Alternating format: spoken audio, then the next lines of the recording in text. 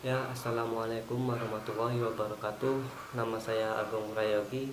Di sini saya akan mempresentasikan MK Pengantar Studi Islam, dosen pembimbing Bapak Sugianto SPD, materi studi ilmu kalam.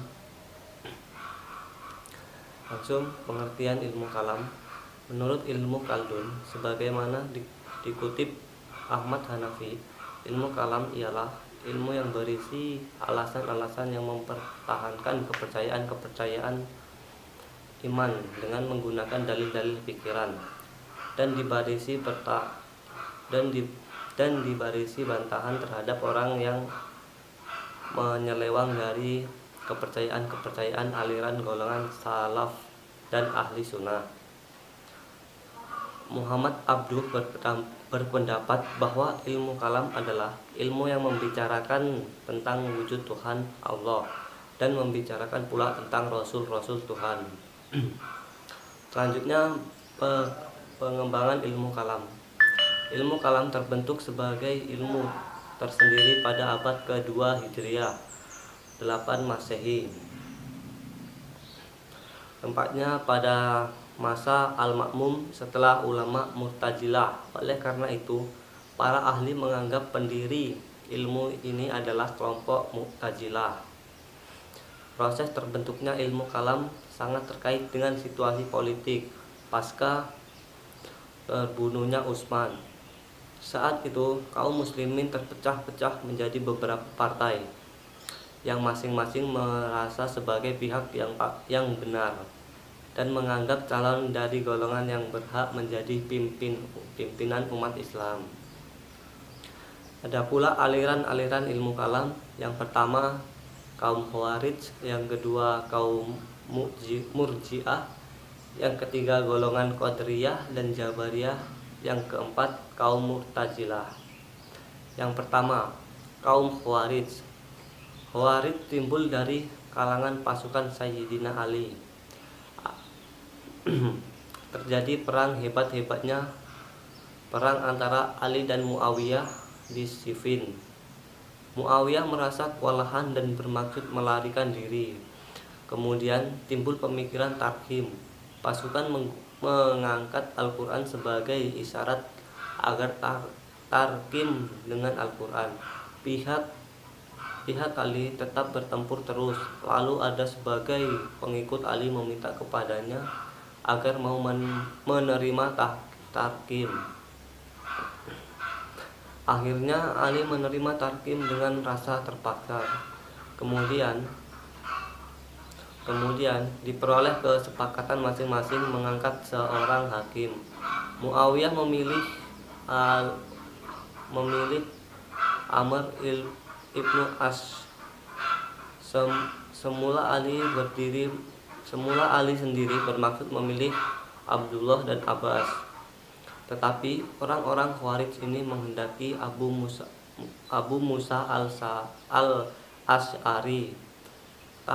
Tahkim bermaksud dengan berkesudahan turutannya Sayyidina dari khalifah dan tetapnya Muawiyah yang berarti kemenangan baginya. Yang kedua, kaum Murji'ah. Murji'ah berasal dari bahasa Arab yang artinya menunda, atau dari kata yang berarti mengharapkan. Murji'ah adalah bentuk Islam fa'il dari kata tersebut di atas. Berarti orang yang menunda atau orang yang mengharapkan. Dalam arti yang pertama dimaksud berarti golongan atau paham yang menggunakan keputusan sesuatu hal, mulanya persoalan orang yang berbuat dosa besar, nanti kelak di kemudian hari di sisi Allah. Dan selanjutnya yang ketiga, golongan Qadariyah dan Jabariyah. Golongan Qadariyah adalah golongan yang berpendapat bahwa manusia mempunyai kemampuan untuk melaksanakan kehendaknya. Manusia mempunyai kemerdekaan dan kebebasan dalam menentukan perjalanan hidupnya. Manusia mempunyai kebebasan dan kekuatan sendiri untuk mewujudkan perbuatan-perbuatannya. Pengertian qadariyah di sini bukan berasal dari pengertian bahwa manusia itu terpaksa tunduk kepada qadar Allah. Jadi manusia itu tidak terpaksa dengan qadarnya Allah. Sebaliknya, golongan Jabariyah berpendapat bahwa manusia tidak mempunyai kemerdekaan dan kebebasan dalam menentukan kehendak dan perbuatannya. Manusia terikat kepada mutlak Tuhan. Kalau di sini yang Jabariyah itu manusia harus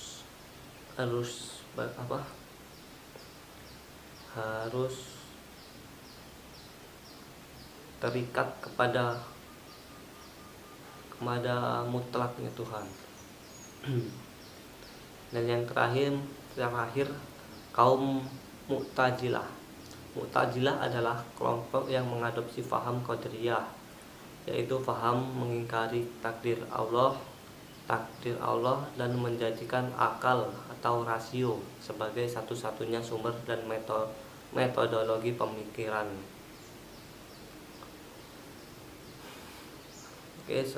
Dan yang ada pula kesimpulannya.